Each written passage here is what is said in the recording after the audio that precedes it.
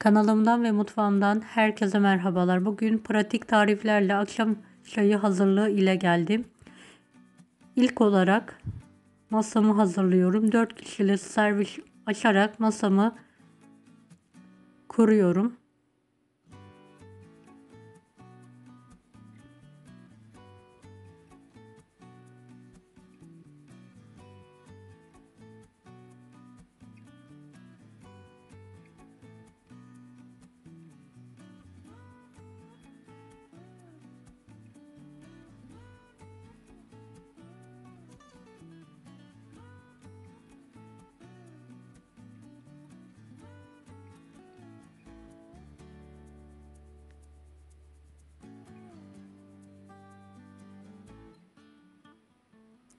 Evet, gördüğünüz gibi masam hazır. Artık tariflere hazırlamaya başlayabilirim.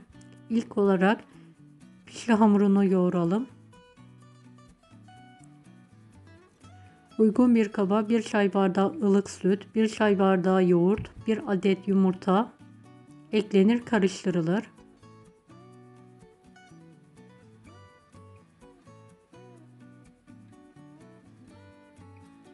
Biraz un ilavesi yapılır. Karıştırılır tüm malzemeler. 1,5 tatlı kaşığı tuz, yarım paket kabartma tozu eklenir. Tekrardan karıştırılır.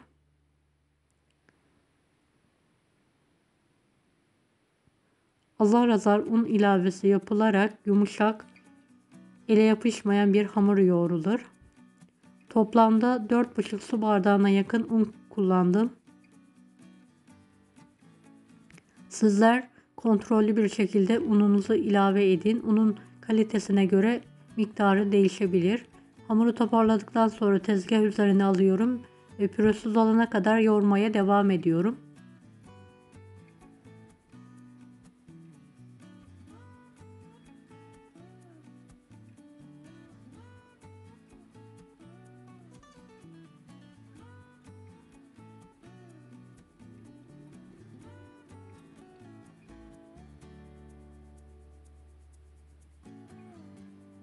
Evet, gördüğünüz gibi kaymak gibi pürüzsüz bir hamur yoğurdum. Yoğurduğum kabı üzerine kapatarak bu şekilde 15-20 dakika dinlenmeye bırakıyorum. Hamur dinlenirken biz bu aşamada farklı tariflere geçelim.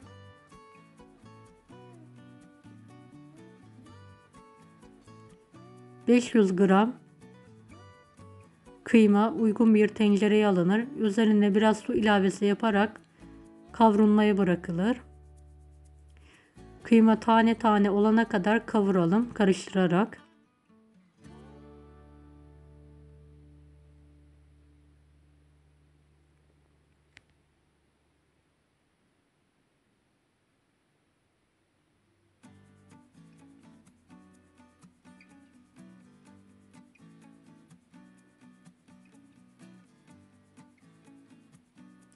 Yeteri kadar kavrulan kıymanın üzerine bolca sıvı yağ ekleyelim ve kavurmaya devam edelim.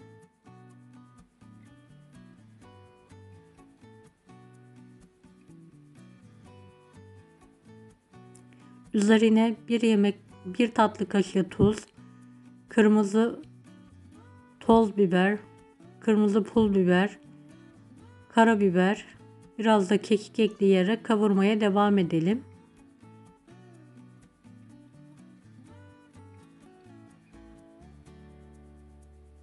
İstediğiniz baharatlar ekleyerek karıştıralım.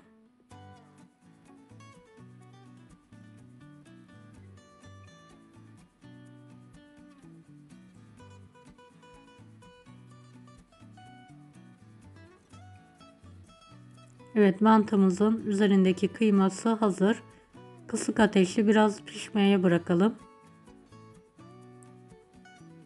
Evet, kaşar dilimleyelim pişi için. Uzun uzun olacak şekilde aynı ebatlarda kesmeye çalışalım.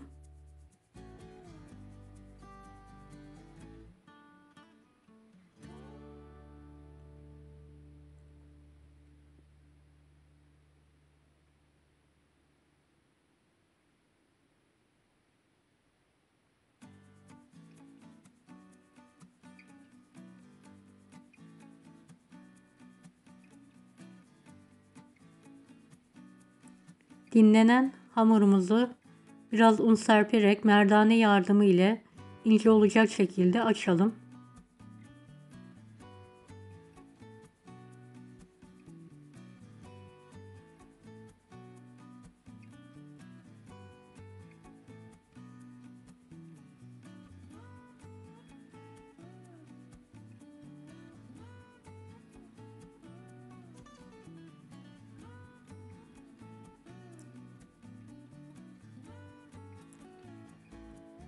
Evet, açılan hamurun kenarları ruletle kesilerek düzeltilir.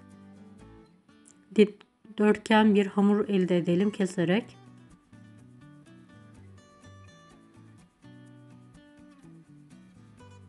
Hamurumuzun üzerine kaşarlarımızı dizelim.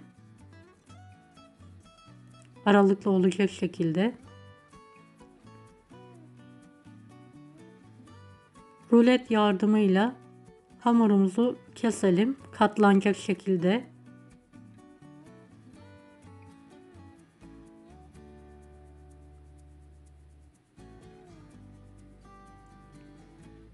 Evet, ocağa su koymuştum mantıyı pişirmek için, kaynadı.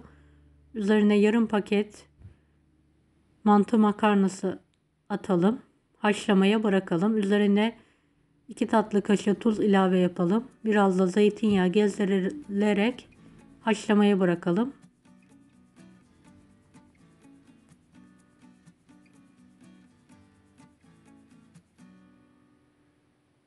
Evet, pişilerimizi katlayalım. Kaşarların görülmeyecek şekilde kenarlarını iyi bastırarak kapatmaya çalışalım.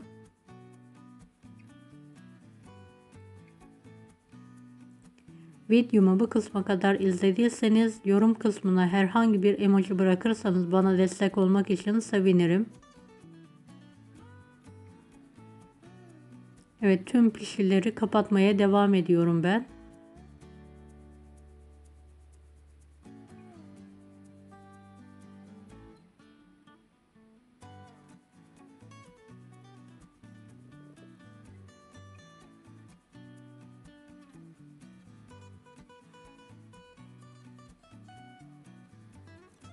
En son kapattıktan sonra pişileri tezgah üzerinde elimizle bastırarak yuvarlayalım. Bu sayede pişilerimiz daha muntazam olacaktır. Ve kenarları daha iyi yapışacağı için kaşarlar akmayacaktır pişerken. Evet, mantımızı kontrol edelim. Pişmiş. Kabartmaya bırakıyorum. Suyum kaynadı. Çayımı demliyorum bu aşamada. Demini alması için.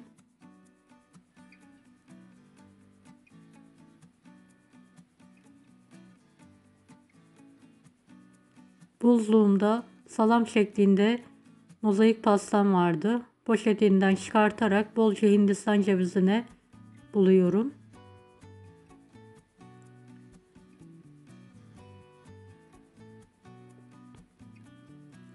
Dilimleyerek servis tabağına hazırlıyorum pastamı.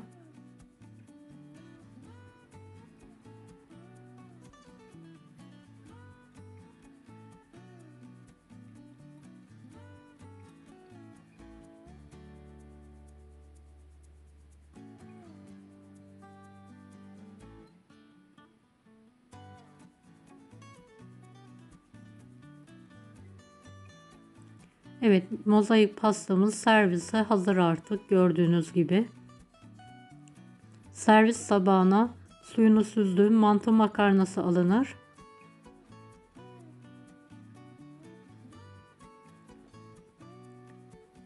Üzerine biraz tuz kırıyorum değirmenden.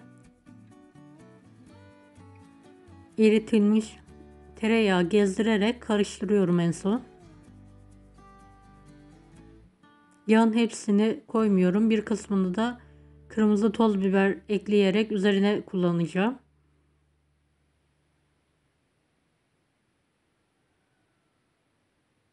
Bir kase yoğurt sarımsaklı sos gezdiriyorum makarnanın üzerine.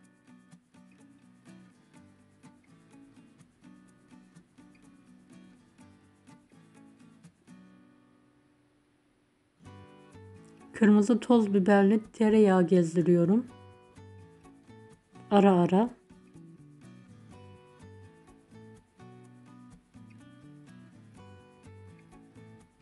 Hazırladığımız kıymayı üzerine bolca koyuyorum.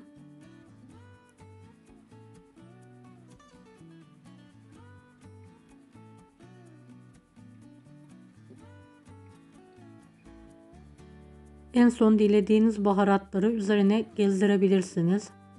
Pul biber, nane, arzu ettiğiniz baharatları gezdirebilirsiniz. Tavamda bolca yağ ısıttım. Pişileri alarak içine kızartmaya bırakıyorum.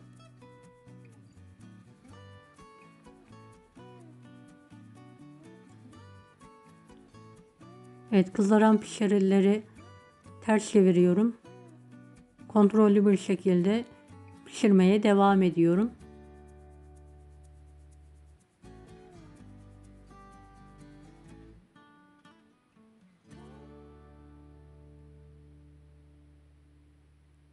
Evet, kalan pişirileri aynı tavada pişirmeye devam ediyorum.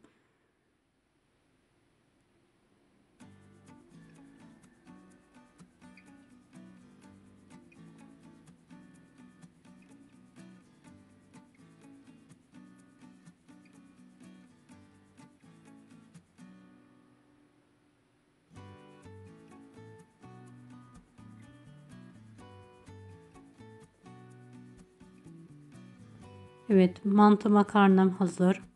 Pişim hazır. Bir tane pişeyi bölerek işini göstermek istiyorum. Kaşar peyniri akıyor. Çok lezzetli, yumuşacık bir pişi tarifi.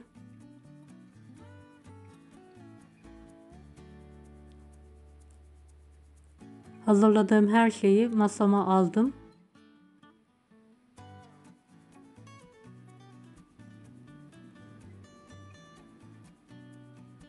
Saray helvası tarifi için kanalımdaki tariflere bakabilirsiniz veya açıklama kısmındaki linki tıklayarak tarifine ulaşabilirsiniz.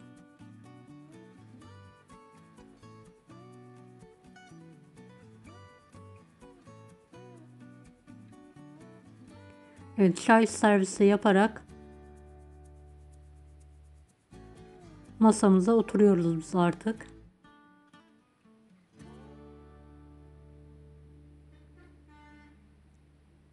Deneyecek olanlara şimdiden kolaylıklar dilerim. Kanalıma ücretsiz abone olmayı unutmayın. Bir dahaki videolarda görüşmek üzere. Allah'a emanet olun. Hoşça kalın. Daha farklı tarifler için bunları da izlemeyi unutmayınız. Afiyet olsun herkese.